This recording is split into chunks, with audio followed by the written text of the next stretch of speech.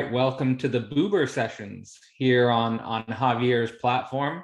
I'm going to be presenting on a anthology which was just produced by Philosophy Portal and under the title Enter the Alien. And I'm just going to present on some of the aspects that that I'm responsible for in the anthology. The anthology isn't just me.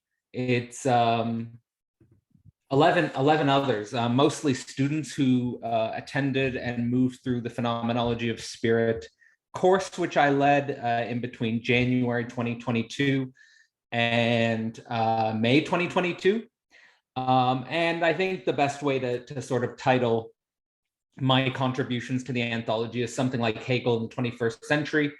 I think when we think about Hegel as a philosopher, we usually think about an outdated, obscurantist, idealist philosopher who has since been overcome by various advances in both philosophy and science, and perhaps someone who has little to say to us in the context of a 21st century which is structured by so many phenomena which are simply alien to Hegel. But I think my approach is the opposite way. My approach is basically saying, not look at all of the phenomena in the contemporary world which Hegel is unaware of, but rather, if Hegel were with us today, how would he see the 21st century? So it kind of flips that logic on its head. And the anthology as a whole can sort of be seen as organized under this motivation, namely that all of the people who contributed to the anthology were encouraged to read. Yes, we had a direct reading of the Phenomenology of Spirit, but all of the students were encouraged towards an imaginative creation when it came to making sense of this direct reading for the present moment. So that just whatever plug for the book, you can find it there, philosophyportal.online, Enter the Alien. And again, I think my contribution is best sort of organized around the idea of Hegel in the 21st century.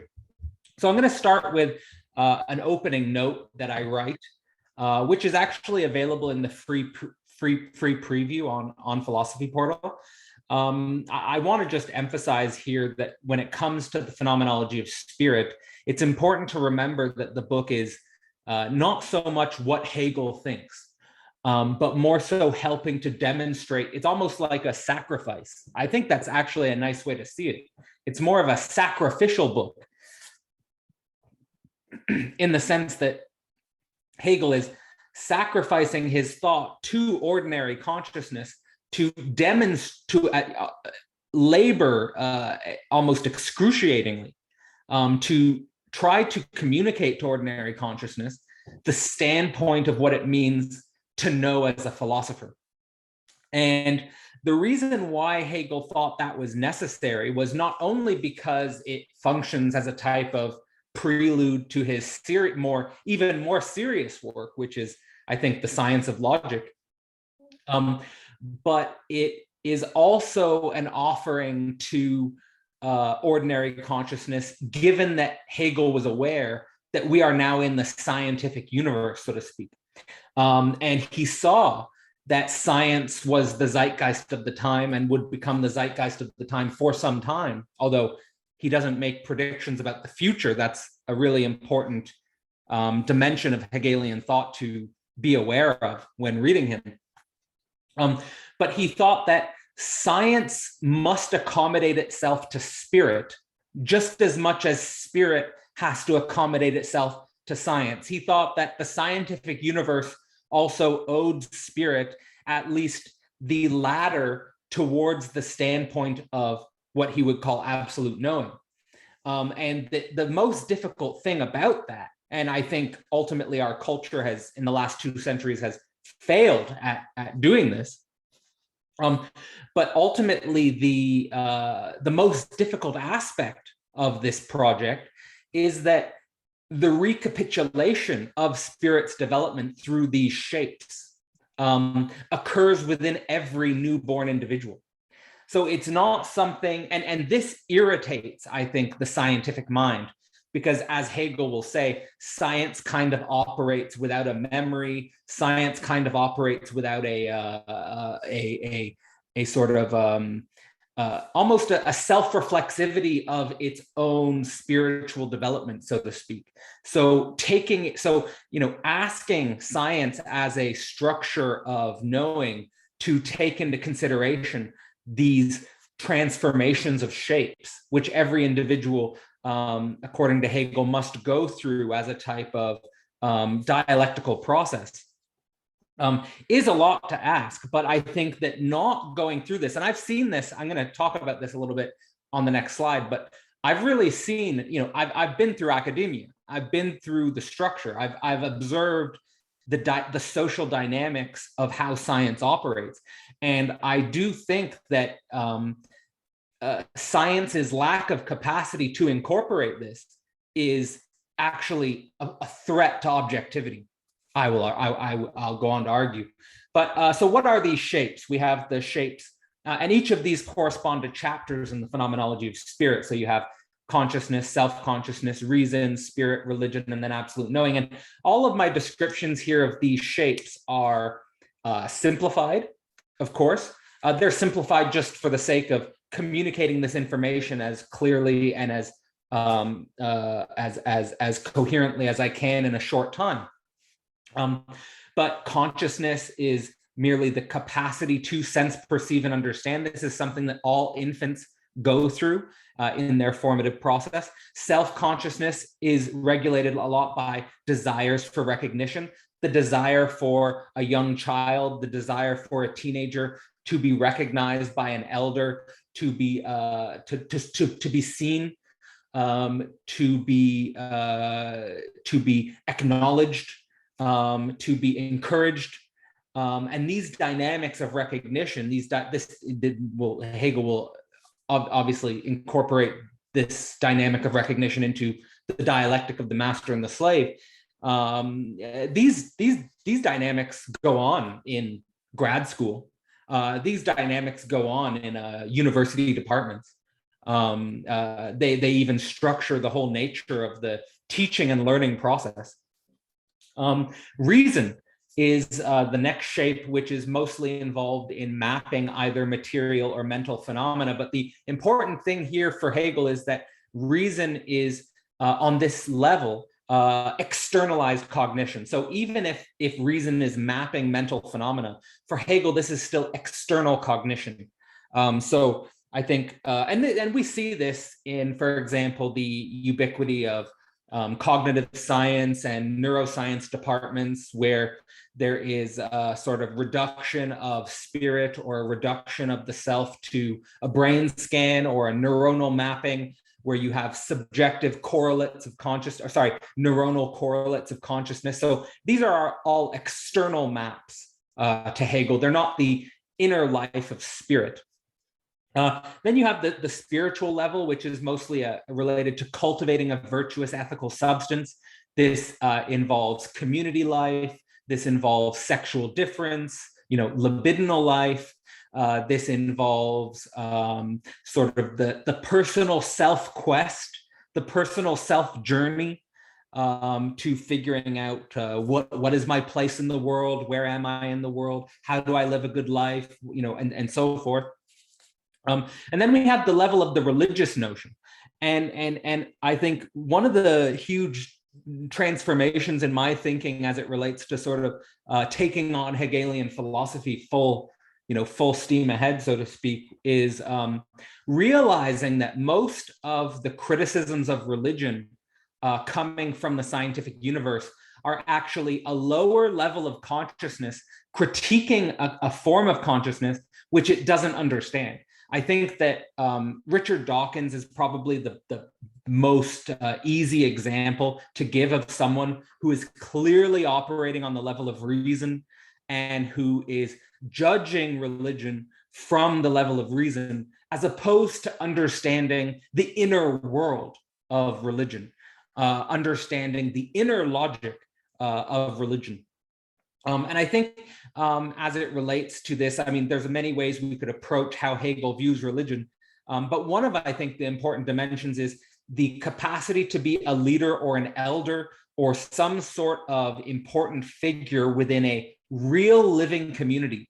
And not only a living community as such, but a living community that is tarrying with the deepest dimensions of the heart, to put it perhaps poetically, but I think that that's also an accurate sort of approximation of where Hegel's pointing in that chapter. And then finally, if you look on the right-hand side, you'll see the category of absolute knowing. And absolute knowing is a dimension which Hegel would hypothesize is, you could say, higher than religion. You might even say that absolute knowing is a category which births religion, like the founders of religions would likely be related to this category of absolute knowing. And the quality of this category is simply a becoming other of the simple notion. And I think that this becoming other of the simple notion is a really important, not only I think that I'm sort of proud of capturing the idea in such a, I think, precise and simple way, but it's also an important reminder that in the contemporary scientific universe, which emphasizes complexity, that actually what's often forgotten in the sort of affirmation of the complexity of the world is the simplicity of the self notion and the relation of the simple self notion to complexity. So I think that this is one of the angles in which sort of I stress. So I also situate myself in the opening reflection in the dialectic. You know, where am I here? Primarily, of course, it kind of is all operating simultaneously, but still, when I analyze myself, there are certain tensions in my spirit, which I can't help but sort of recognize that contradiction seems glaring. That contradiction seems to really be at the center of my heart, so to speak. And I think that that's primarily between spirit and religion. I think I've moved through primarily my mode of consciousness, self-consciousness, and reason, various different stages of my life. I've definitely touched dimensions of spirit, and I've definitely touched dimensions of religion. And I would even say I've touched dimensions of absolute knowing as well. But I think that the contradiction in my heart is really, when I look at the chapter between spirit and religion, it's clearly the dimension of the concrete living community, being a leader of a concrete living community wrestling with the deepest dimensions of the heart. That's not really something that I have fully actualized in my being. Yet I think it's something probably imminent to my self-notion, if that makes sense. So I say that basically to sort of also sort of be transparent with the reader of how I'm approaching this book and where my standpoint of knowing is in this sort of dialectical unfolding. I'll also say that as I already sort of alluded to, I think that the phenomenology of spirit is not only a terribly misunderstood text, but a terribly misapplied text in the context of the academic intellectual world. And I could say the rest of life, but I have more experience in the academic intellectual world where individuals operating on the level of self-conscious, namely the desire for recognition, or reason, the external mapping of phenomena, oftentimes think they are objective when really they are totally unaware of the deeper spiritual and religious dimensions of their being, which are in fact distorting the objectivity in itself. And I think that we see this in, for example, crises of psychology, crises of the social sciences, but also ideological sort of formations in the hard sciences, which are sort of unreflective in themselves. So I also say that of course we do need to open a post-Hegelian space. I'm not saying that Hegel is this universal conceptual monster and cannot be thought outside of it. But I do think at the same time that we need a working through of Hegel, and I think that that's becoming more and more a central feature of my philosophy. Is not a deconstruction, which is, I think, the dominant mode, but a working through. And why would working through be difficult in relation to deconstruction? Well, to work through is difficult because it's laborious. You actually have to read deeply, whereas deconstruction and simplistic negation, you can sort of just do away with important texts without actually having done the hard work. And I think that that's a symptom of our current intellectual age, is that there's a failure for deep reading and deep communication of the greatest texts. And here, as it relates to Hegel, I apply what I would call a Zizkian method. And that is to take one of the most important concepts of post-Hegelian philosophy, the idea of Deleuzian pure repetition. And of course, Deleuze derives this from the works of Kierkegaard and Freud, and apply this notion of pure repetition to Hegel himself. So the reason why that's important is because one of the most common criticisms of Hegel is that Hegel doesn't understand pure repetition because he is a philosopher of sublation. Hegel is a philosopher of idealization. That means every repetition in Hegel has to have some teleonomic idealization attached to it. And of course, in especially Freud, with his clinical work and with the discovery of the death drive, it's clear that there is a pure repetition without idealization, that there's just a blind machinic repetition related to the libido, which just goes on and on and on and on and on and on. And I think that this dimension of reality needs to be applied to the working through of Hegel himself. So, and that's where you'll get to, according to Zizek, the real core of Hegel. So what's the basic idea in Hegel? It's that thought and being are a unified process. They're not separated by a chasm of transcendental subjects and noumenal objects in sort of the Kantian sense of the a priori categories, where we get stuck in rational antinomies, and being is an impossible other, which we can never know in itself. For Hegel, this is purely a category of thought itself, and that Kant, with his a priori categories, never actually derives these categories from historical, phenomenal, spiritual processes. And so, in other words, Hegel's basically saying that Kant is unreflectively creating his own religion with his philosophical system, and that Kant actually hasn't reflectively included the state of absolute knowing into his own philosophical work.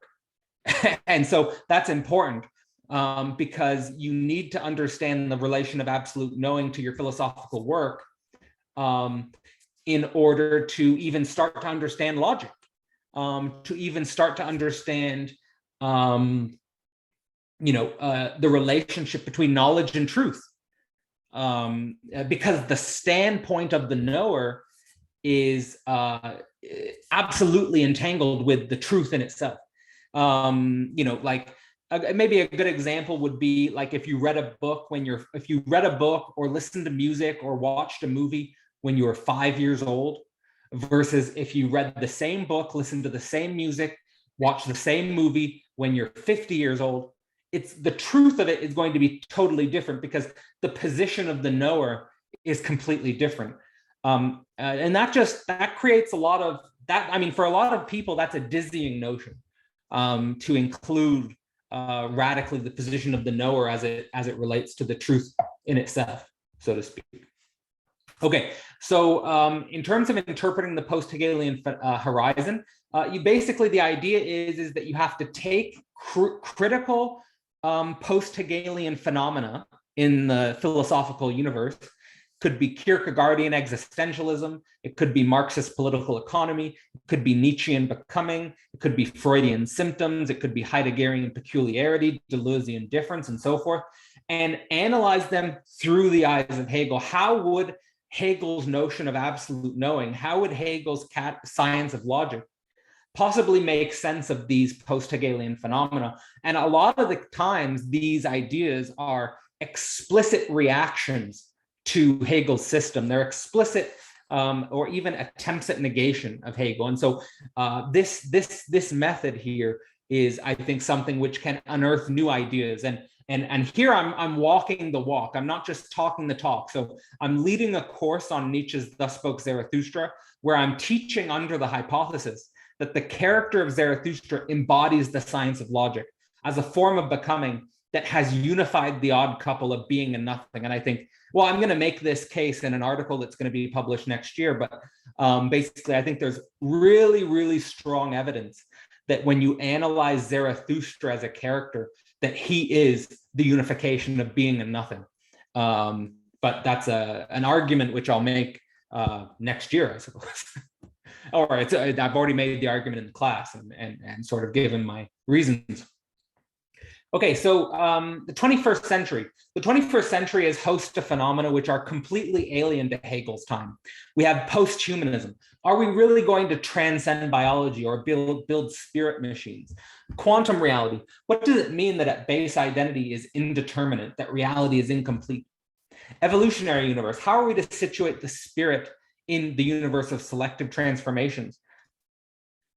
Cognitive science. What does it mean if ideas or spirit can be reduced to cognitive processes? Cybernetic or computer networks. How to interpret the immanent notion of the technological world itself, with all of its very strange phenomena, which are basically, algorithmic takeover, social media takeover, the universalization of the screen, and so forth. Capitalist universalization. What is the logic of capitalist self-reproduction? Is it an indestructible virtuality? I've even joked around saying the only thing more indestructible than Hegel is probably capitalism and capitalist self-reproduction, and I think that one of the most interesting things to do with Hegel's science of logic is to apply it to the very movement of capital as such. I think that's something that Zizek's done convincingly, and it's something I hope that I can also approach in my own work, perhaps after reading the science of logic. But the point here is that, again, introducing this reversal, not saying Hegel is irrelevant because all of these phenomena are alien to Hegel, but rather saying, if Hegel were with us today, how would he view these phenomena? And I have very concrete examples from Enter the Alien where we try to do exactly that, or I try to do exactly that, and others also in their own way try to do something along this line. And I think it's a very useful philosophical exercise. Okay, so practical examples from Enter the Alien. I'm going to use an example from my paper. I'm also going to use an example from Daniel Garner's paper, and I'm going to use an example from Alex Ebert's paper, just as examples. So I use Hegel to analyze presuppositions of the modern atheistic universe established by a combination of Darwinian biology, neuroscience, analytic philosophy, and secular humanism. And I'm going to get into the specific details of how I do that. But the point here is that, the point I'm going to make is that Hegel's chapter of absolute knowing is absolutely essential to include within the modern atheistic universe. And if we don't, then regression to fundamentalism is always going to be a threat. And I think that is evident today. I think also, without including the chapter on absolute knowing in the modern atheistic universe, you also always have the threat of regression to hedonism because of nihilistic sort of impulsive pleasure and so forth. And I think that this is not adequately addressed by the quadrant of Darwinian biology, neuroscience, analytic philosophy, and secular humanism, respectively. Then there's a chapter by Daniel Garner who uses Hegel's axiom, the spirit is a bone, to analyze, which basically means the spirit is a paradoxical entity, and to analyze spirit's identity in common life. And I think this is really important because oftentimes in contemporary neuroscience, we do have, again, this reduction of spirit to the brain scan. And I think that this precisely is an obfuscation of science and its capacity to take a good look at common life. And I think who better to approach that notion of spirit as a bone in common life than someone like Daniel Garner. Alex Ebert uses Hegel's logic of sublation to explain the post-Hegelian mathematics, namely self-reflexive mathematical formulas, mathematics which tries to understand more its historical notion. And he actually derives, I think, convincingly, the whole of mathematics as a historical process, using Hegel's notion of sublation. I think it's a tremendous achievement and a fantastic paper. Okay. So the becoming other of our simple notions, going deeper into these three papers I talk about. So I think the modern atheistic universe underestimated the problems of reason and democracy. That actually the problems of reason and democracy cannot be solved within reason and democracy itself. And the reason for that is simple: because of the dimensions of spirit, religion, and absolute knowing. The people, and this is so obvious, but the people in the modern atheistic universe are themselves often very simple cognition as it relates to spirit, as it relates to religion, and definitely as it relates to absolute knowing. And as a consequence of their own position as knowers, that they're usually occupied on simply the level of reason, they think that they can solve spiritual and religious problems from the level of reason. And this is absurd. This can't be done. And also, democracy is falling apart.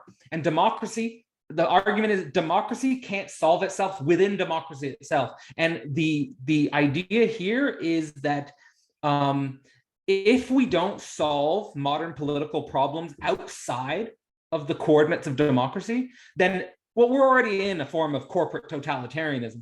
We're already in a type of feudal situation as it relates to corporate internet digital overlords on a global level.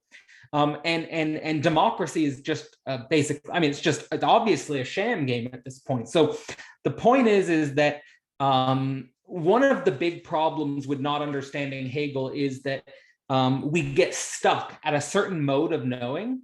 I'm saying here in the modern atheistic universe, the relation to reason and democracy, which is fundamentally a deadlock. And we have to think outside these coordinates to be able to solve the problems that we're facing in the 21st century as it relates to meaning crises, as it relates to authority crises, and so forth. As it relates to Daniel's paper with spiritual identity and common life, he's basically arguing that spirit's identity is fundamentally paradoxical and not reducible to its underlying substrate. So the spirit is a bone. Again, this idea of a paradox. And this just means simply that we are not going to find the mysterious nature of the human being with modern technology analyzing our brains or analyzing our biology and getting all of these detailed readings of the genome or the connectome or whatever project it is which attempts to map with external cognition the human spirit. This project is fundamentally a dead end. We have to confront common life. We have to confront the real of common life.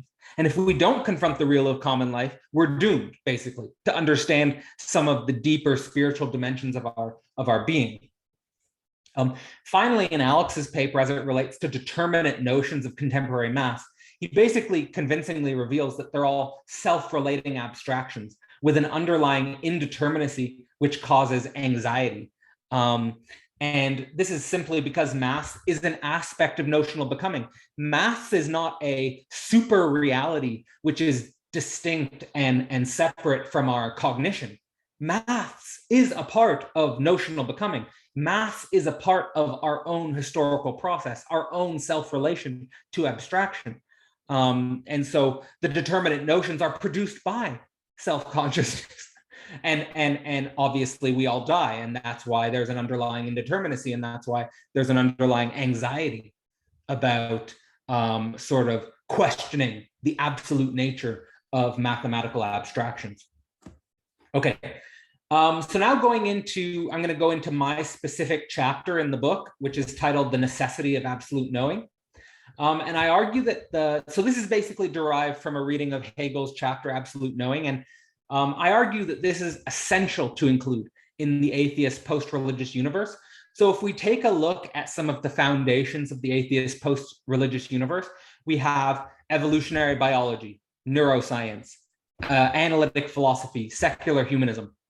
So evolutionary biology argues the world is not created 7 days by a supernatural being. It was something that naturally evolved over billions of years. Neuroscience argues that the human soul is not an eternal substance disconnected from matter in a supernatural realm, but is an emergent product of complex nervous system activity. Philosophy is a complex abstract thought, which is not a reflective insight into a supernatural world of ideas and forms, but a natural inner capacity of our cognition. Secular humanism argues that meaning and values do not need validation in an eternal, perfect, transcendental guarantee, namely God, but are open to rational, democratic, discursive negotiation and so forth. And I question the underlying foundations of all of these things. So when it comes to evolutionary biology, it does not explain how or why this world appears to itself in subjectivity, which can creatively contribute to this process objectively. And this is one of the big problems of evolutionary biology, is that it's all too often produced by external cognition, and producing some sort of linear, abstract representation of the past without reflectivity about how it's created in the present moment by human beings. And also about how human beings in the present moment creatively contribute to processes objectively. This is something that's not really been understood yet. Neuroscience does not resolve or address the real inner twists and knots in the human soul, actual day-to-day existence. In other words, going to the lab and getting your brain scanned does not help you deal with the existential distress of day-to-day life. These are where we find soul problems, and this is where we have the dimension of, and this is why we have the dimension of psychoanalysis, which is distinct and antagonistic with the neurosciences, with the cognitive sciences. And I think we should maintain this tension. We should maintain this difference with the neurosciences as those of us interested in psychoanalysis. And I've sort of made my personal contributions to this field in the Journal of Neuropsychoanalysis, and will continue to pursue this into the future. So philosophy was related to the analytic philosophy. You still have the mystery of the relation between speculative thought and fundamental nature of reality. It's radically incomplete. It's radically open-ended. We do not know what the future relation between speculative thinking and the fundamental nature of reality is. And this means that basically, as we move deeper into the 21st century, philosophy is going to have to be universalized. Far from being something which is on the decline, as we would believe in the modern institutions as it relates to the promotion of STEM and the degradation of the humanities, I think that this is precisely the opportunity we need to take philosophy outside of the institutions, to make philosophy something which is spread everywhere and encourage everyone to engage in philosophy, because this mystery of the relationship between speculative thinking and the fundamental nature of reality is something that involves all of us. Finally, secular humanism, a global society without a praxis of spirit and without a religious social layer or enlightened leaders appears to suffer crises of authority and a disorientation of values. And again, this cannot be solved within reason, and this cannot be solved within democracy.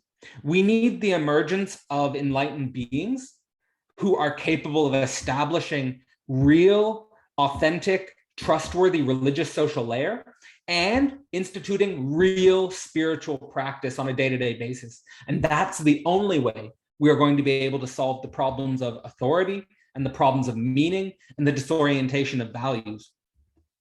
So as it relates to Hegel's chapter on absolute knowing itself, I think what he emphasizes so clearly is, it's quite a short chapter, is that the subject's position within and as substance is a coming to be of the simple notion.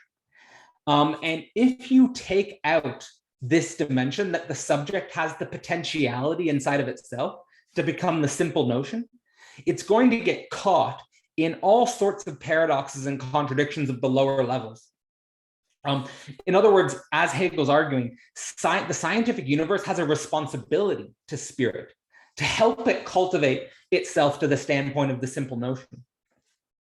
As it relates to the possibilities of philosophical science and speculative thought, this means that science as a method, scientific methodology, the scientific method, cannot just be thought of in terms of testing external substance. So, for example, when we think about the revolutions of Copernicus, Darwin, neuroscience, these are all revolutions of external substance. These are not revolutions of subjectivity itself. And this is where science needs to move. We have a situation where we have a large scale population which is trained in science, but they haven't tested themselves. They're not deep subjects. They're shallow subjects with deep knowledge, which is really problematic and going to be increasingly problematic the deeper we move into the 21st century. So just emphasizing that subjectivity itself needs to be the dimension of our testing. And that introduces a level of irreducible emotional affects as it relates to the affect of negativity. Subjects testing themselves means that their own identities are on the line here. And that's not an easy thing to introduce, and probably one of the reasons why Hegel has been so poorly understood and misapplied, because the people studying him are themselves not capable of understanding his notion. They're not tested, they're not deep enough. The third point is that I think we have to understand God as phenomenal history itself. And I think what this means is that the omni-properties of God, omnipotence, omniscience, omnibenevolence, omnipresence, these are incomplete paradoxes. They are not clear, coherent categories which are self-sustaining, which are self-consistent. These are pure paradoxes, and these pure paradoxes structure all of the emotional negativity of historical processes themselves. When we think about omniscience, when we think about omnipresence, I mean, I could go into the details of how these present as paradoxes in our day-to-day life. But I think this brings us to, and it's what I want to emphasize, is this brings us to a terrifying dimension of reality. I don't know what else to say about this at the moment, but I go into this in the paper. Okay, so final slide is just saying basically the consequence of reading the Absolute Knowing chapter on Hegel is that as it relates to the complexity science, you cannot just be modeling things objectively. You have to include the irreducibility, the singularity of the subject as their reflective stance in the model itself, because their reflective stance will change the model itself. And of course, you're going to have crises of meaning. You're going to have crises of authority if the objective model doesn't include the subject's reflective stance that thought and being are the same thing. The scientific method, again, connected to complexity science, is not just responsible for testing external substance like planets and brains and life. It must test subjective form itself, which introduces an irreducibly negative dimension as it relates to our affects. And then finally, politics. The paradoxes specifically of omniscience, omnipresence, and all these other categories, they prevent us from being able to solve the limits of reason and democracy within reason and democracy itself. They force us towards higher frames outside of these higher truths. And those higher truths, I think, are going to be found on the level of real global analyses of the tensions of the human species as a whole, not the harmony and the unity of the human species, but the tensions, the disruptions, the antagonisms, the battles, the wars, the conflicts. This is where the absolute, I think, is being in a mode of becoming. Okay, so that's my presentation. I just want to also emphasize that I'll be starting a course on the science of logic on January 2022, and this will be a continuation of the work on Hegel's phenomenology of spirit, and Enter the Alien, Thinking as 21st Century Hegel is also available on philosophyportal.online. And thanks for listening.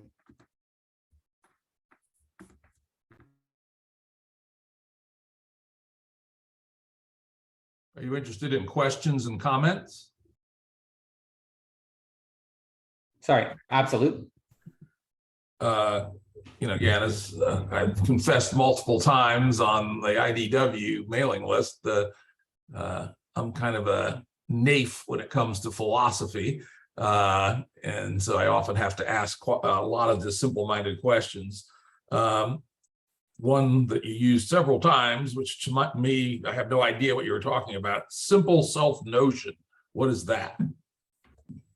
The simple self notion, I think, can be juxtaposed against the complexity of our presuppositions of our identity, as it relates to sort of the becoming of our capacity to sense, perceive, and understand the world when it comes to the dimensions of us which are regulated by dynamics of recognition, when it comes to dimensions of us which are related to our mental maps of the world, are related to our external cognition, related to matter or mind, as it relates to the history of our relationship to ethical substance, and as it relates to whatever modes of metaphysical identification that we've developed throughout our life, whether that's identification as a Christian, whether that's identification as a complexity science. All of those are complex abstract thoughts, and the simple self notion is empty, devoid of any of those notions, devoid of any of those presuppositions.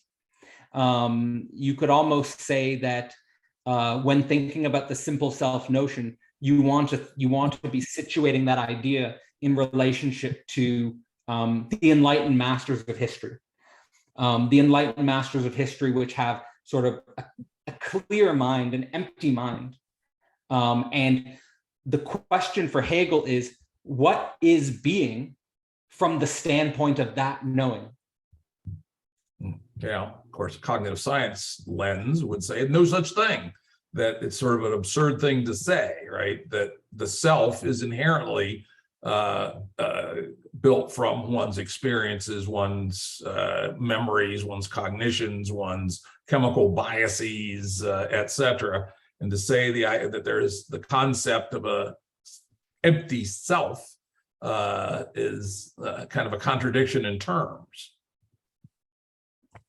Right. So here's an important thing to understand about Hegel, is that all of the shapes of spirit, namely the shapes consciousness, self-consciousness, reason, spirit, and religion, are governed by the active working of contradiction. So when you say, for example, that cognitive science says that the empty self is a contradiction in terms, Hegel would say that that idea is coming from the standpoint of reason, and it's not actively working its own contradictions. And it's not actually taking an interest in standpoints of knowing which are higher and deeper than its own. Or cognitive science might say lower and shallower, but anyway, to be resolved in the future. Next, when you talk about spirit and religion, there's a seemingly parallel structure one could use instead of mind and culture. As people listen to my podcast know, I do not like the word spirit or spirituality. It smells way too much of Descartesian dualism. We know the root of the term is vapor, essentially. So it refers to the concept of some vaporous being inside of us. And religion, again, has its own baggage. So what's wrong with using mind and culture instead of spirit and religion? What extra is brought in that's not fallacious?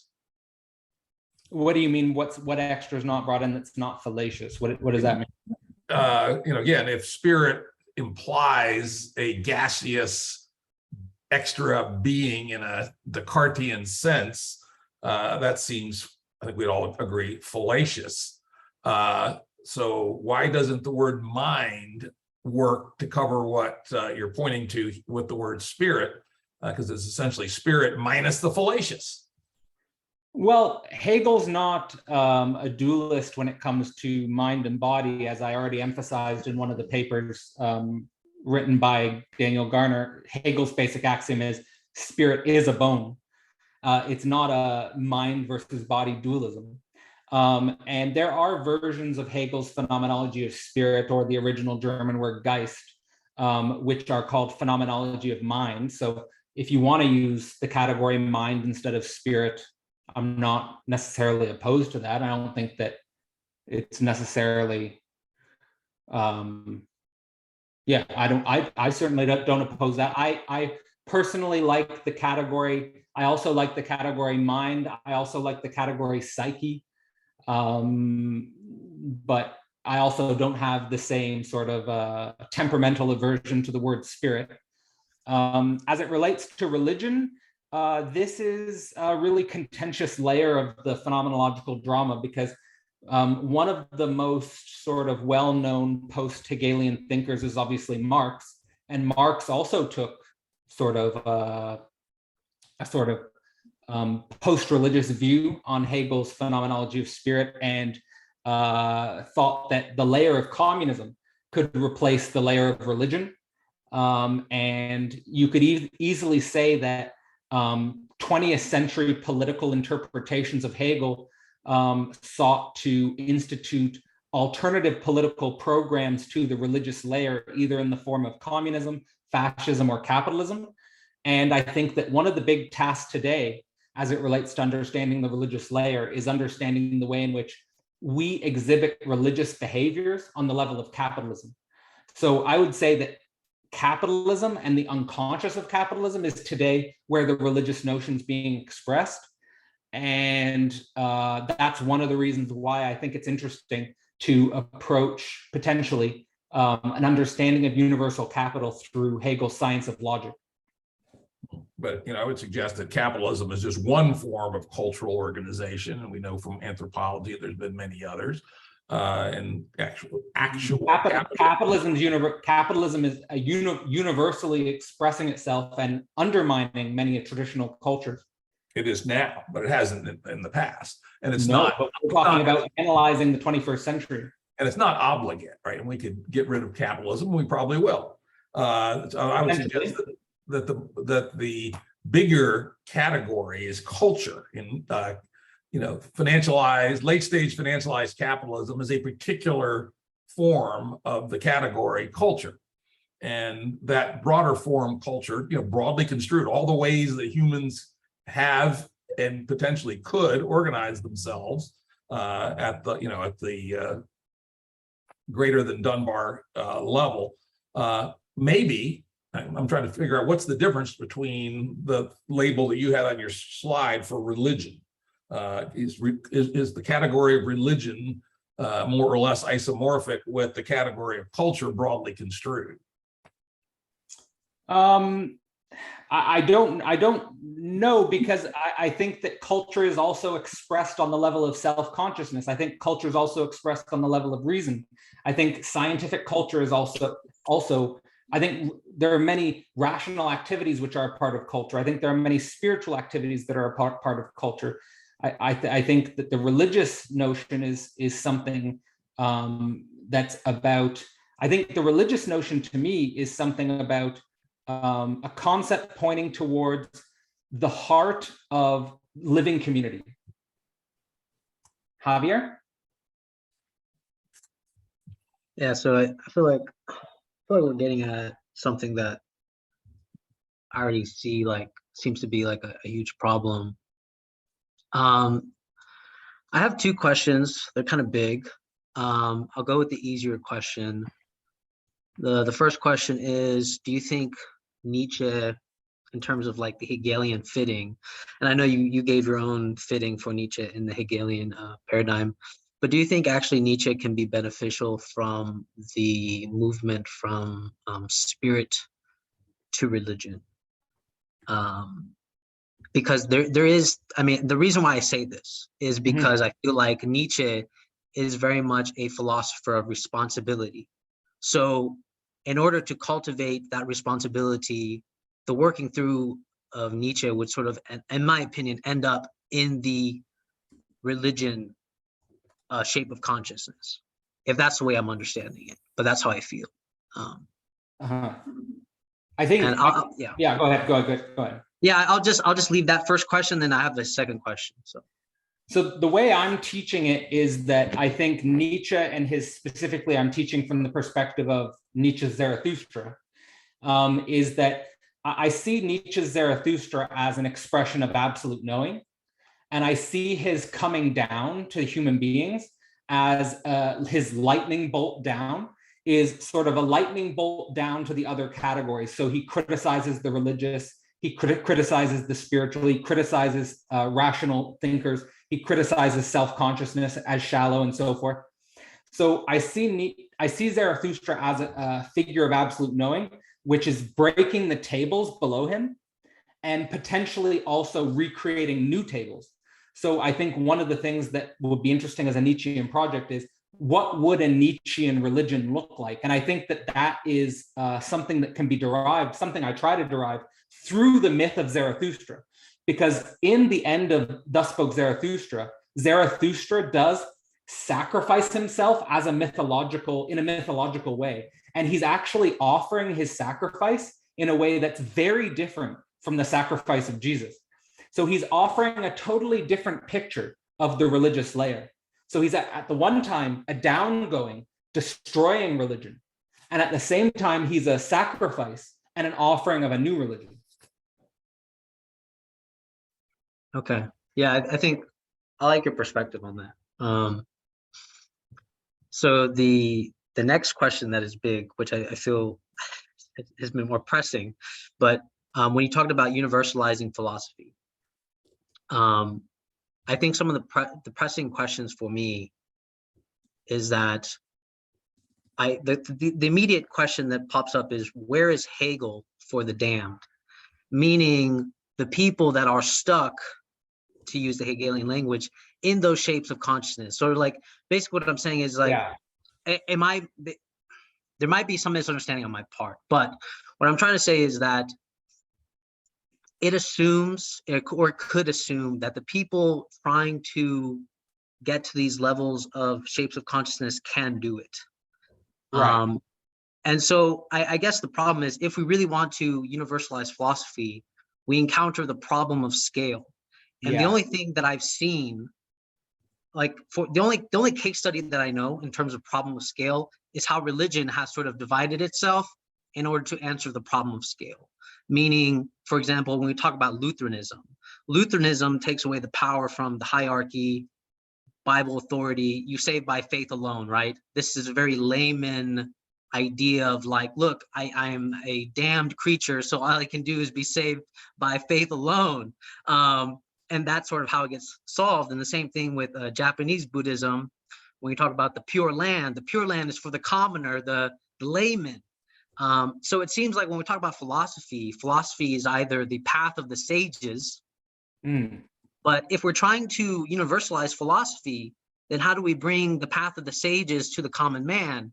It means that now we have to build a sort of path that is for the damned, as what I'm calling it, the damned and the doomed, because honestly, when you talk to a regular man about philosophy, he's not interested. Why isn't he interested? Because it sounds pretentious. That you're making him question his own reality. So there's two detachments being rung there. One is the philosopher looks at the layman like he's an ignorant fool. And then the layman looks at the philosopher like this pseudo-intellectual that is detached from some real contact with reality. So I think that's why I'll leave it to you there. Great question and great framing. Okay, so the thing is that all of these shapes of consciousness have to be moved through in their own time in relationship to the singular negativity of the subject. So it can't be forced, and it can't be somehow like institutionalized. Like, we're going to walk through these shapes now. It can't be done like that. Like, even when I'm analyzing myself, I'm reflective enough to know that I am not a shape of consciousness, which really even has the right to make profound final judgments on what religion is. It's precisely the shape of consciousness which is making final judgments on what religion is that probably shouldn't be doing it. but they're not going to. They're going to keep making their judgments because they're stuck inside their rational cognition. And we have to let them be the shape of their consciousness that they are. They haven't experienced the crisis. They haven't experienced the inner catastrophe, which would open up the next level. Like if you study the phenomenology of spirit, well, you have. When you study the phenomenology of spirit, each of the new layers comes about through deep crisis. There's some crisis in the notion. So for example, some crisis in the level of reason, which necessarily opens up the need to investigate virtuous substance. There's a crisis in virtuous substance, which necessarily opens up the need to think about the living community as a whole. And I don't think that we'll ever get to a point where all humans are in absolute knowing as their final state, because humans are constantly being born again. So in order for the whole human species to be in the category of absolute knowing, we would kind of have to give up reproduction, I think. But at the same time, like, we're living in very strange times. And I think that the point is that are the common people being exposed to so much negativity, so much breaking of the tables, that they're just being broken by, for example, the internet, or they're just being broken by universal capitalization, to the point where they're forced to confront spiritual riddles that most humans are just never confronting. Like, most humans can go through their life without having to worry about that. They can work in their science departments, and they don't have to worry about that. Chitan? Hi, Cadell. Hi, Javier. I'm really sorry. I'm budging in between. I didn't attend the talk and stuff, but I think the discussion is so interesting that I want to ask this. We've been discussing this, Cadell, in I think the net also of Daniel. Same discussion of scale. I would want your thoughts upon this. What do you think? Can we even conceptualize? I'm not saying actually scaling something. Forget that discussion for a minute. But do you think if should social order be actually geared toward absolute knowing itself also, or not? Sorry? Should social order be geared towards absolute knowing itself also, or not? Yeah. I'm asking this in a very serious way, in the sense that, say, Hannah Arendt's critique of Marx is exactly this, that Hannah Arendt says that there is something about social order that minute you gear it towards any kind of philosophy, you actually instill certain kind of violence within the society in some sense. Yeah. So do you think, and religion negotiates that in its own way, but do you think there is a fundamental contradiction between ordering a society and conceptualizing it on the basis of some philosophy, or that gap between these two things is necessary, and that gap might be productive? How do you think to that kind of? I mean, when you think about our age in a type of secular rational democracy, secular rational humanism, this is a philosophy. But it's so universalized and so unquestioned that we don't see it as a philosophy. That's how you know it's universal, because it's got to that level of unquestioning dogmatism. Now, I would say the way I think about this is like, so let me just use an example from the history of philosophy that I think is useful and already been used, the example of Nietzsche. I think when I read Nietzsche, what I see him saying about religion, of course, through his particular critique of Christianity, is he's saying that the priests and the leaders of the religion are not themselves absolute knowers. They don't have connection to absolute knowing. So the religion becomes an empty shell. It becomes superficial. It's not connected to the thing in itself, so to speak. So the question, and then you'll have many, for example, I talked to Layman Pascal about the emergence of, for example, tantric patriarchs who were inspired by Nietzsche. An Osho is an example, Aleister Crowley, and Adida, many different examples. What we see when a society is connected, or a culture is connected to a figure of absolute knowing, is that it radically destabilizes the society around it. They see it as a threat. they see it as antagonistic. Like, look at the tension and the war that broke out between Osho's community and the people in Western United States.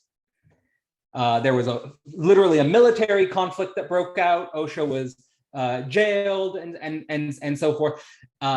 Even Jayati told me that Osho's texts aren't even allowed to be taught in India. He's seen as, so we have this problem where a society which has no contact with absolute knowing is going to see the figure of absolute knowing as a disruptive excess. And then I think, following Alenka Zupancic, when we have a figure like a Nietzsche or a figure like an Osho, I think these people by definition are disruptive excess. There's no way in which we can make them non-disruptive. Perhaps. What do you think? I understand where you're coming from. I think your point about that there already being a philosophy is extremely pertinent. I myself would want to engage with the philosophy in that sense, but I'm a little skeptical about collapsing the social back into the philosopher's zone. Say that was a Plato's project in some senses. You get back to that Plato's break, and the question then becomes, how do we engage with the philosophical problems of our times, without collapsing these two realms totally? What are the contours of that kind of a thinking? Otherwise, my own thinking about Marx in that sense is that Marx tried to work at the level of social such that he thought that you can achieve the highest ideas at the level of social realm itself. That there is a way to completely collapse something, thinking and action together, as Hannah Arendt would put it. That you can completely collapse whatever you're thinking can completely come into your action. And say, by the time you enter into Freud sort of cautions us against that kind of collapse, because for Freud, that realm of thinking is extremely important to negotiate with the excess of action in that sense. Yeah, the collapse. Yeah, sorry, go on, finish your thought. Yeah, please go ahead. Yeah. Well, it seems to me like it's quite problematic to think about the total collapse of thinking and action, because our own, because we can't anticipate the consequences of our own action.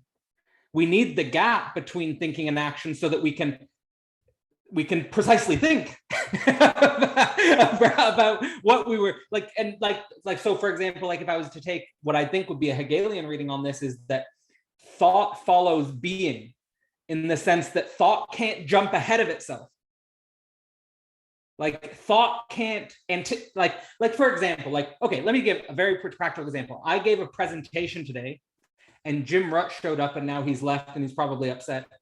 And I couldn't anticipate Jim Rutt's reaction to my presentation. I couldn't anticipate it. I couldn't predict it. I can only respond to it as it's unfolding. The being is unfolding in front of me. That's how I think about it. Yeah, absolutely. That's when you act in the world, there's always remainder. Yeah, there's always something that is left. If capitalism's urge is to completely reduce the remainder, completely finish the remainder out, that you can calculate something fully. So the question is that if there is always a remainder, then how do you construct a social order in which that remainder has a certain space? It's not completely cancelled out immediately that it emerges in that sense. That future always has to be open to that degree that you need a certain ordering within which that opening is there. And it is, and say if you follow Hannah Arendt's answer, Arendt would ask you to be conservative. And that is exactly Hegel's answer. What's Hannah Arendt's answer? That you need to be conservative at the level of social. By conservative, there's a conservative position. You can't have an position for extreme change at the level of society itself. Right. You need to be conservative at that level such that you can expect larger change later on. Otherwise, the space for change will collapse. So her argument for education, for instance, society, for instance, and she's asking that if you allow yourself to be conservative at the level of social, you actually, in some senses, protect the tradition that you're coming from, then you can find ways to affect larger social changes in other spaces. Because change actually happens from very small spaces. It doesn't happen from the affecting direct change at a big level immediately. Yeah. So, that's kind of answer that she would have, but it's something we need to think about, definitely. And your thinking of leadership, actually, it connects it back to these questions. Like, what kind of leader are we thinking in today's time? Yeah, I think it's fantastic, this idea that there's always this remainder that cannot be completely canceled. And also, like, there's some wisdom here in Zizek's political view, because he says, whenever there's an extreme social change, you want to pay attention to the wise conservative position. Right? Pay attention to the wise conservative position in situations of extreme social change. And then also when it comes to Hegel's thought itself, is that all of post-Hegelian philosophy is this unsublatable remainder. You have Kierkegaardian repetition, you have Freudian libido, you have Marx's political economy. There's this remainder which does not fit. But we have to think this. Yeah. Brendan? Yeah, thanks. I guess my question was a little bit about, I think you're making some great arguments of Nietzsche and Hegel as kind of allied. And it's been a strong enough argument that I'm now interested in diving more into Hegel and figure that out.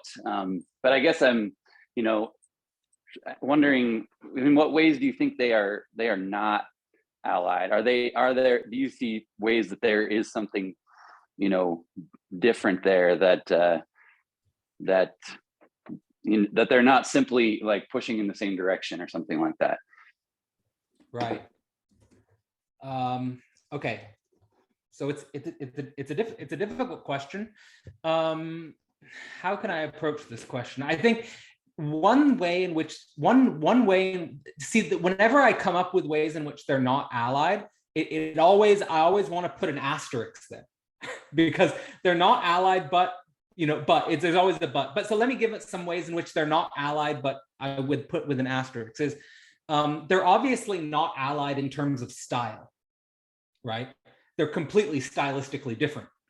They're not allied in terms of the way they would like to communicate their logic or their existential being. They're not allied there. They communicate their logic differently.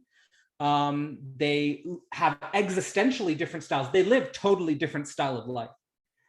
Hegel was very comfortable within an academic setting. Nietzsche was very alienated by an academic setting. Nietzsche was a wanderer. Hegel's not a wanderer in that same way. So those are a few things that come to mind. I would say style, I would say expression of logic, I would say mode of existence, very different. The reason why I would put an asterisk is because Nietzsche's saying, really express your own style, right? So I don't think he'd say everyone copy my style. I don't think he would be against necessarily someone like Hegel expressing in the style that he's expressing. I'm not thinking that Nietzsche's saying everyone copy me. I wonder if, and maybe another difference between them would be, I wonder if Nietzsche thinks we really need to go through those dialectical shapes that Hegel thinks we need to go through. I wonder if Nietzsche thinks we can bypass some of those. Nietzsche comes more as a lightning bolt, like he wants to shake you to absolute knowing almost, or the standpoint of an overman, or overcoming to the overman. But at the same time, my working hypothesis would be that when Nietzsche talks about self-overcoming to the overman, I would say that could be articulated in the way of Hegel's working of negation and contradiction in the shapes of consciousness. So again, there's always these asterisks that come into my mind. Could I ask a little bit of a follow-up there? And I by no means understand this whole absolute knowing thing, but I guess my other question is maybe about Hegel and the unconscious, or maybe some kind of shamanistic types of things, that type of realm. I guess where my thinking's at with that is trying to dive into the the beginning of the phenomenology of spirit, and he kind of presents this question and saying, you know, we need to be able to suspend, in a sense, like the religious mode and then the sort of rational mode, in the sense of like, we got to just follow his logic for what it is, and then at the end of that, you may arrive at whatever it is, absolute knowing that he's talking about. But I'm wondering, you know, I'm not trying to say like to preempt that and not follow him through to that end, but going back to the very starting place of that inquiry, I wonder if maybe there's is in your understanding, like that way through that he presents, when you're presented with this conundrum of what is knowing, is that the one way through, or are there things maybe adjacent to that could be developed in a different direction? I guess my thought there is, you know, he says, I think he understands that someone might, you know, sort of attempt to mystify what he's doing and say, oh, there's we don't need to answer that. We have a more mystical, religious kind of way of treating this, so we don't need to go through it. So maybe, yes, the bypass that you're mentioning, but in that sense, maybe are there ways that are not knowing of being in the world that I don't know. I'm not articulating that really clearly, but I'm wondering about him and the unconscious, and him and that type of thought. Well, I don't know if I'll try, and I hope I grasp what you're saying. But if you're talking about the difference between Hegel and the unconscious, I think one of the biggest criticisms that Lacan levied at Hegel is that Hegel is the ultimate philosopher of self-consciousness, and that this doesn't really approach the unconscious in the way that it's opened up after Freud, for example, or even by someone like Nietzsche, that Nietzsche opens up the unconscious in a way that Hegel is unaware. But I would say that the unconscious does feature in Hegel's philosophy. He talks about many themes which anticipate psychoanalysis. And the notion of the unconscious, I think, as it like really is matured in philosophy, first appears with Schelling, who's writing before Hegel, and Hegel read Schelling deeply. So he was aware of the unconscious, but perhaps not in the way that we've come to understand it in the 20th century and the 21st century as possible. Javier? Yeah, so I kind of want to go back to the I think that what you and Chetan brought up was so interesting. The idea of the excess and like radical change.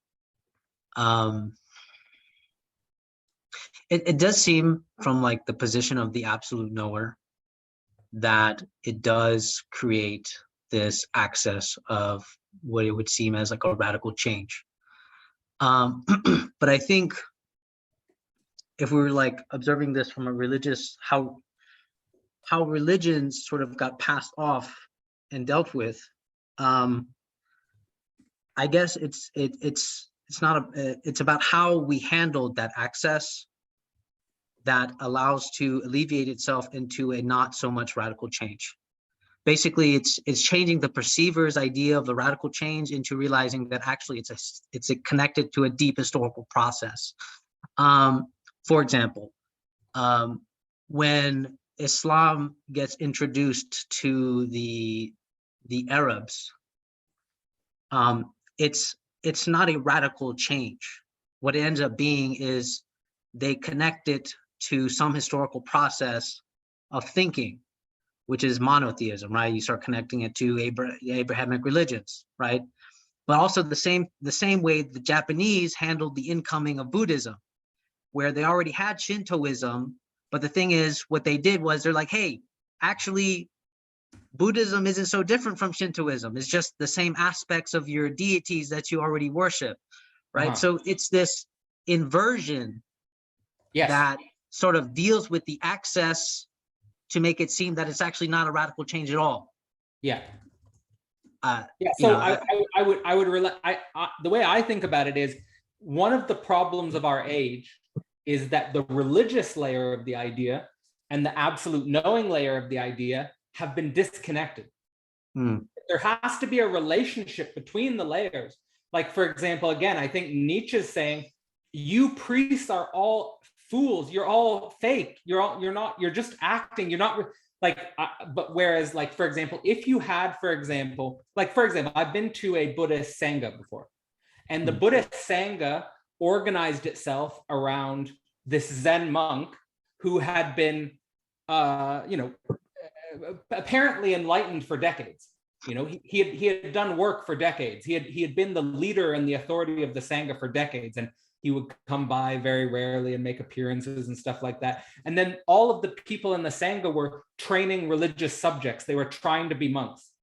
But that's an example where you have the religious layer of the idea connected to the absolute knowing layer of the idea, and the excess is sublated, right? And it's also connected to a tradition, right? One of the things that religion does is it connects it to a deep historical process. So when you look at, for example, the levels consciousness, self-consciousness, reason, spirit, religion, absolute knowing, that my hypothesis would be is that if you lose absolute knowing at the top, then religion goes empty, then spirit goes empty, then reason goes empty, then self-consciousness goes empty, and you have problems all the way down. And then at the same time, if you're connected to absolute knowing, then you can construct a society. So for example, if the problems on the level of self-consciousness is that you fall into shallow specular images of desire, right? On the level of reason, you run into empty map making. On the level of spirit, you run into pathological substance. On the level of religion, you end up with empty leaders or fake gurus. So does that make sense? No, that makes perfect sense. I mean, I think this is why I think incorporating Nietzsche is also very important, because you said something about, let me pull up my notes. You said something about that actually the way that we can, we need more crisis in our lives. I think that's the way you, or more introduction to negativity. Is that what you're framing it? I'm saying that if, like, say for example, someone is primarily concerned about desire for recognition on social media. Yeah. Right? That's their primary, that globally dominates their consciousness. Now, I'm saying if you introduce enough, if there's a contingent stumbling into a certain traumatic or negative experience, that potentially will break them into a deeper layer of the process. Yeah. Right? Yes. Like, so it's kind of like for example, like if you take me for example, like while I was doing my doctorate, I was primarily concerned about the map of my thesis. But at the same time as I was writing my thesis, I was a pathological sexual substance. So you see how this excess gets an outlet, and there's a negativity that's exploding. And then it's from confrontation with that pathological sexual excess where I cultivated a more virtuous substance. And that's my spiritual path. Now, what I'm saying I haven't confronted yet is that I'm not the leader of a real living community. I haven't done that. I'm not that. Right? So there would have to be some negativity in my life where that became an imminent necessity in order for me to take on the challenge of that notion. And in some sense, it's being foisted upon me in regards to building Philosophy Portal. In some sense, building Philosophy Portal, I'm turning myself into a certain leader of a sort of digital community, which is trying to investigate philosophy in the 21st century. But at the same time, I feel like that has to become more concrete before I'm really becoming like someone who's acting on the level of the religious idea. So what I'm understanding is there seems to be this like patient waiting for the crisis, for the negativity to introduce itself in order for you to reach the next level, or do we initiate it? I think that's like what I'm trying to get at. I think like the way you're framing it is a very reflectively aware way, because for example, while I was going through my doctorate, I wasn't thinking like, oh my God, there's this pathological excess in my sexuality which I'm going to have to make virtuous. I wasn't thinking like that. Yeah, exactly. It's something that became necessary through my own pain.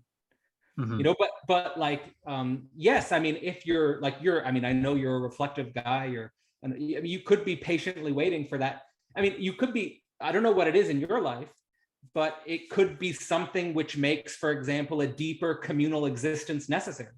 There could be some negativity you confront, which means I've got to change my way of life. I don't want to just live by myself in isolation anymore.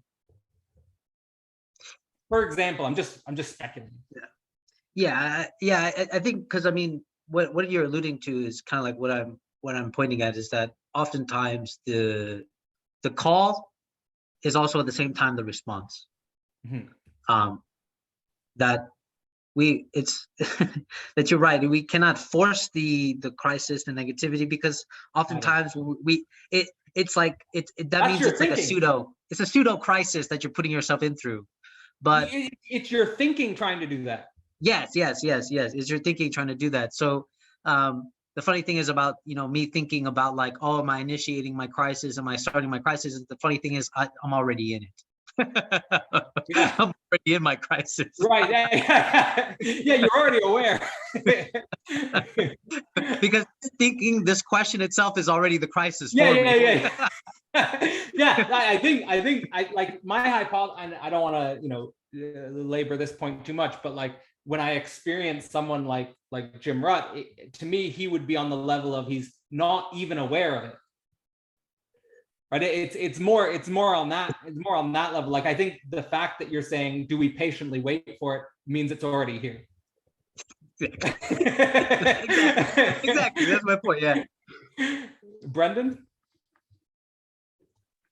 Yeah, one of the things I've liked about the presentations you give is when you make connections to, some of the musicians you've liked. So I guess the question came up, does music benefit from what Hegel has to offer, or vice versa? Does it suffer if there's not this understanding or this way of thinking that he's offering?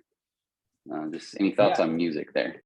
Yeah, so there's a paper in the Enter the Alien anthology about the end of art by James Wisdom, and the idea that, and he uses the black square, the famous black square, as a sort of an object of analysis to understand what Hegel is talking about art.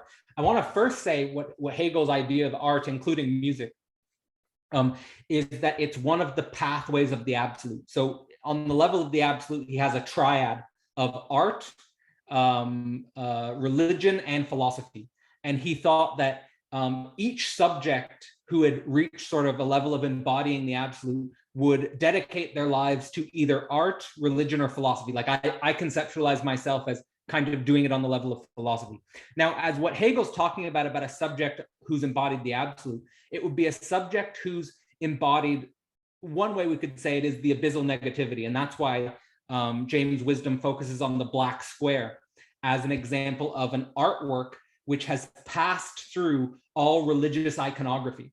So as it relates to music, think about, for example, metal music, or think about punk music, or think about hip hop music. When we think about, I think, those three genres, which are all modern genres, like Hegel didn't know about punk and hip hop and metal, but at the same time, I think those forms of music have passed through abyssal negativity. And I think that abyssal negativity is expressed in those music forms. Like, for example, hip hop is famous for being an expression of street violence and social oppression and class division, race division, and so forth. Metal music is often seen as an existential anguish. It's seen as expressing deep pain, about separation, about the lostness and the nihilism of society, and so forth. Does that make sense? Yeah, I think so. The answer makes total sense. I'm just trying to think if I have anything else to say or ask. It's I guess like I don't know. I guess going back to form, the no, I think I followed what you said there. Negativity. I guess just again going back to Nietzsche, it's like one of the things, he'll compare Wagner to Bizet, right? And the difference in the rhythm and tempo and beat. I guess maybe that's the question I want to ask: is there a rhythm inside of absolute knowing? Is that even a sensible thing to say or ask? I think so now this is a hypothesis I would have, and it's a hypothesis that I propose tentatively and openly, because I don't have all the answers. But the rhythm, I think, of absolute knowing is a rhythm which has a unified being and nothing. Or another way of saying it is it's a rhythm that's a unified birth and death. And I think that a lot, let me give a very practical example. My grandmother, every time I would go and speak to her in the evenings before she passed, she would talk to me about the perfection of heaven after she died, and how much she'll enjoy having tea with me when we're both in heaven. Now, this is a rhythm of being, which I would say has not unified being and nothing. It's blocking the nothing with an image of perfection. So I think any mode of being which oscillates and blocks negativity with images of perfection has not yet internalized this rhythm of being and nothing. And I think that oscillation is what Hegel calls, say, pure becoming or true becoming or something.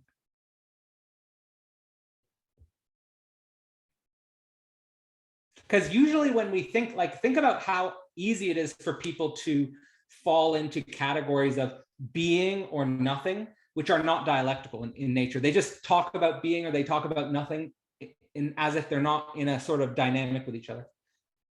Chitan? I have a question actually. And I wanted to actually ask you long time back. When I was writing my paper, I wanted to just give you a call or something to ask you. So I'll ask today. It's a good moment to ask. So you know the reason I used this idea of intensity in my paper. Am I audible? Yeah, I'm audible, no? I can change. Yeah. The sound is the sound sounds a bit, but I can. Yeah, I'll just switch this off. Wait. Sorry.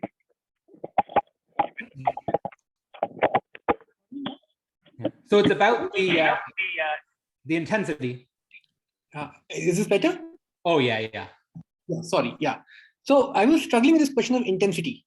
The reason I got intensity into that paper was because I couldn't think something with negativity. I reached that end point in my own thinking, and I didn't have a time to go back to read Hegel and find that is there a path within Hegel itself or not. The question that I got stuck with was that can negativity think a point at what happens when you simply allow, in Hegel, the idea is whatever is inside will come to the surface. Substance is subject. Yeah. So what happens is that exteriorizes everything. That brings everything that is inside to the outside. In Hegel, can we think negative entropy in that sense? In that sense that there is a point at which when system starts expanding, differences start canceling themselves out. Entropy starts increasing. Am I right? And the way to think in some senses, bless you. The way to think negative entropy is the way to think of a system which can create life, an absolute knowing as we think about a point at which we can engage with the gap itself. We are in relationship to our own nothingness. That is the point at which some productive repetition, some dynamic repetition is taking place. It's a point at which you are completely affirming the space for decreasing the entropy of a system. how do you connect? And intensity does that very easily because Deleuze directly mentions those questions and so on and so forth. But I wanted to see that in what ways does this thinking of negativity, do you think this critique is right in Hegel, that in Hegel everything that is inside comes on the outside, or there is a productive way to engage with the inside in Hegel? How do you think through it? Do you have some immediate comments? I know it's a very broad kind of a question. It's a very difficult one. So, but it's also something that it's the type of question that's made me metaphorically pull my hair for years, right? Like, but there's this mystery of negative entropy. There's this mystery of we have for over 100 years now had this idea of entropy as the universe is going to tend towards equilibrium. Yeah. And we have at the same time the opposite movement, which is this increasing complexity and this increasing order in the universe that's related to life, which is related to society. And the interesting point I want to make is that, remember when we were talking about politics and we were talking about this excess of politics, and the absolute knower is inherently seen as excessive in relationship to the order of the politics. This is because the absolute knower is the locus that, and like Nietzsche says about creativity, the good can't create, the real lightning bolt is the creator, right? He comes and breaks the tables and they call him the lawbreaker and stuff like this. So this is an example of someone who's an agent of negative entropy, right? He's an agent, and science has been substance without subject. So, for example, when Bertrand Russell or Norbert Wiener or the great cyberneticians of the 20th century, whenever they talk about entropy, they always, like, for example, there are passages where Russell and Wiener will say, the universe is destined for nothing. All we can do is go down with the ship. Norbert Wiener literally says, the best we can do is gracefully go down with the ship, right? So, but what they forget is substance is subject. And they forget this standpoint of the knower. And I think that there is this mysterious order in Hegel. And there's this mysterious order in the absolute knowing, which is not reflectively included in our scientific models, and which needs to be taken account of if we're going to really solve the problems of what people say the grand unified theory or quantum gravity or these big theories.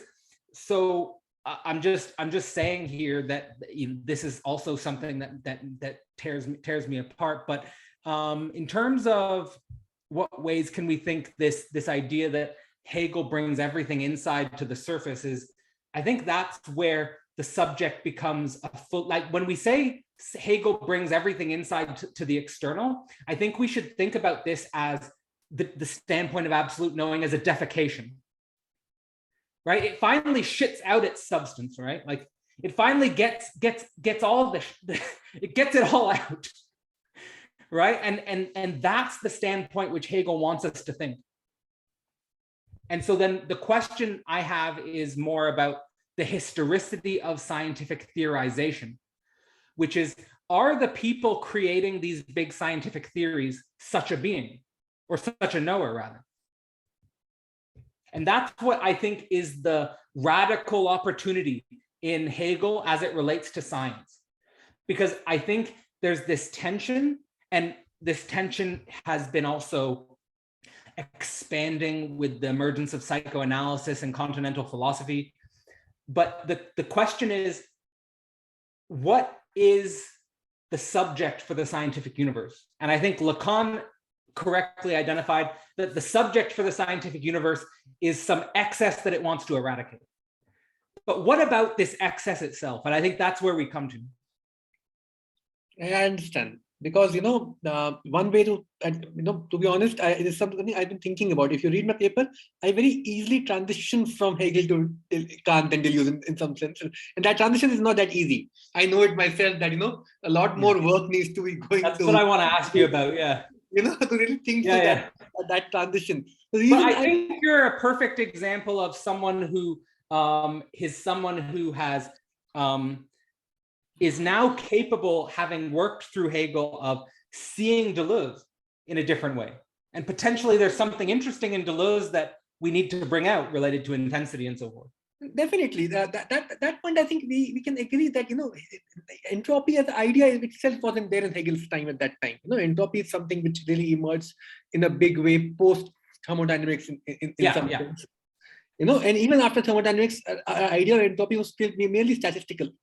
Yeah. We couldn't think entropy beyond statistics. We could think that a particle actually moving actually finds order only in when you aggregate many particles together. A single particle will only give you probability.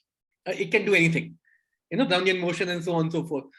So we couldn't think entropy in the way a gene works, which is ordering something at a very minuscule level itself.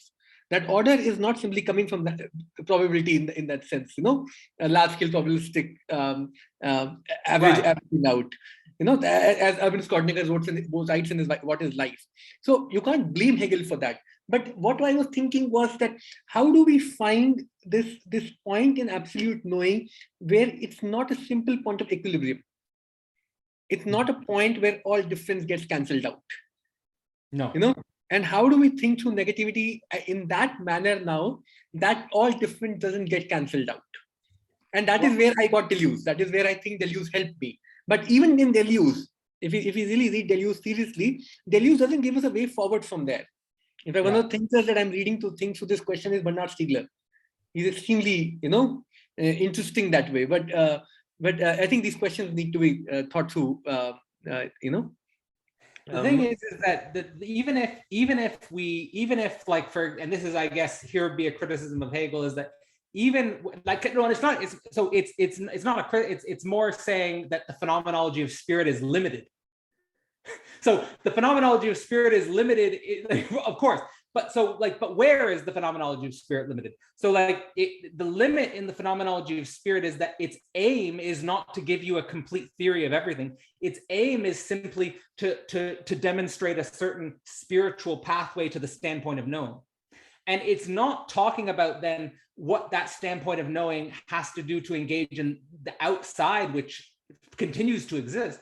Like, for example, I think Zizek does a good job in Surplus Enjoyment of approaching the concept of climate change and approaching the topic of global warming from the standpoint of absolute knowing, which is that we have to be completely open to contingent catastrophe, right? Were we really prepared for COVID-19 or the COVID pandemic? It was completely a contingent catastrophe. And he's saying we have to be aware of this dimension, that global warming or climate change is not some unified totality which is just going to erase us in one go. There's going to be lots of different catastrophes which are happening everywhere and which are going to require new thinking constantly.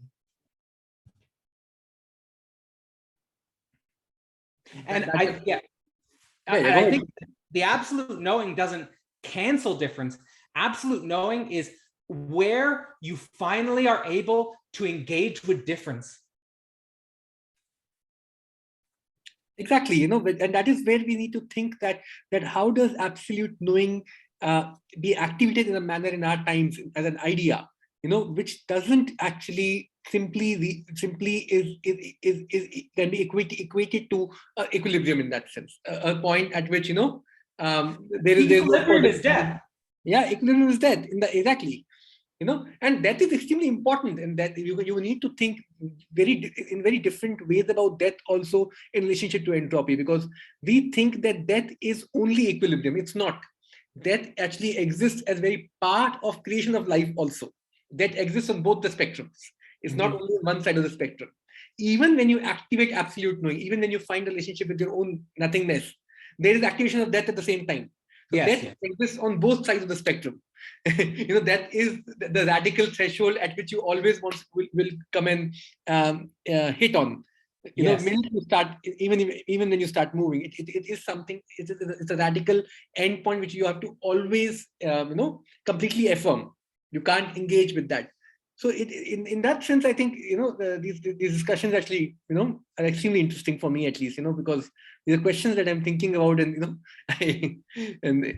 So I think what I want to say there quickly is just when I was responding to Brendan about the absolute knowing being this oscillation which contains being and nothing, is that this is constantly a work in a sense of, like, it's not just like you're saying, like death is also a part of a new being, right? So the death and the new being are here in a relation of some kind. All right. Is there a final question? Should we wind down, because it's been an hour and a half or so? If there's one more question or something, I can answer one more question, or Javier, if you want to give some thought. I mean, I thought it was great. I thought the presentation was great. Definitely makes me look forward to reading the book and everybody's insights. So yeah, I think we could close on this. I thought you did a really great job.